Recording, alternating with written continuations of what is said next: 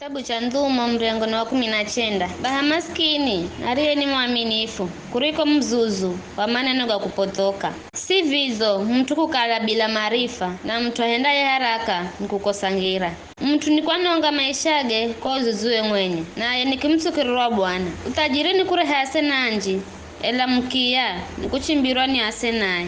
Shahidi wa ulongo kandakosa kuangizwa akili, na anenaye ulongo kandakosa kuadhibiwa. Anji nikuzipendekeza kwa wabomu, kila mtu ni msena wa mtola cha zawadi. Maskini nikumenwa ndugu zeosi, vize wa asenaye nao nikuzitanga naye vibomu. Kiasi chani iza honukutua na maneno ga kuteteja, ela kahapata bule. Apataye hekima ni kuhenza roho ye mwenye, aguraye ufahamu andafanikiwa. Shahidi wa ulongo kandakosa kuangizwa akili, anenaye ulongo andanongwa.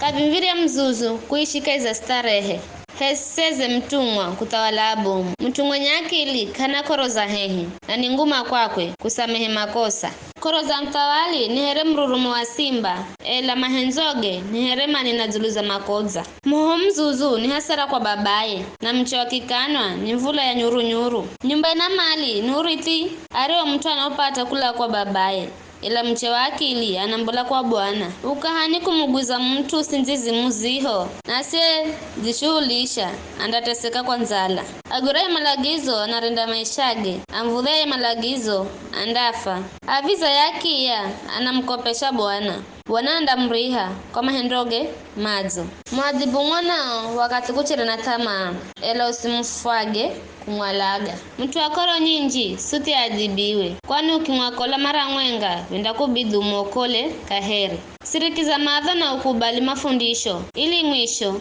upate hekima. Kaiza moyo wa mtu muna mipango minji, ela zichopanga Bwana ndo kindichotimira. Uaminifu ni kitu muhimu sana kwa mdamu. Kiza ba maskini kuliko mlongo. Kumwagoho Bwana kuna longo za uzimani, ariye nako andoya kumvaa na kundapatwa ni mai. Mkaha ni kuangiza mkono mvureni, ila akashindwa kuhurika kanwani. Majibu mtu kumvudhaye na asiye ngalirwa andapata akili. Mkanye mwenye ufahamu na yandapata maarifa zaidi. Amtesaye babaye na kumuinga mameye ni muhohare haye aebu na lawama. Mwanangu, ukiricha kusirikiza mafundisho ndakala kure na maarifa. Shahidi asiyefaa kitu ni kumvudhe hachi, na kanwa ka mtu mtiriri ni kumiza uwi. Adhabu itayari kwa tangu kamvudhe, na ndata zitayari kwa miongo ya azuzu.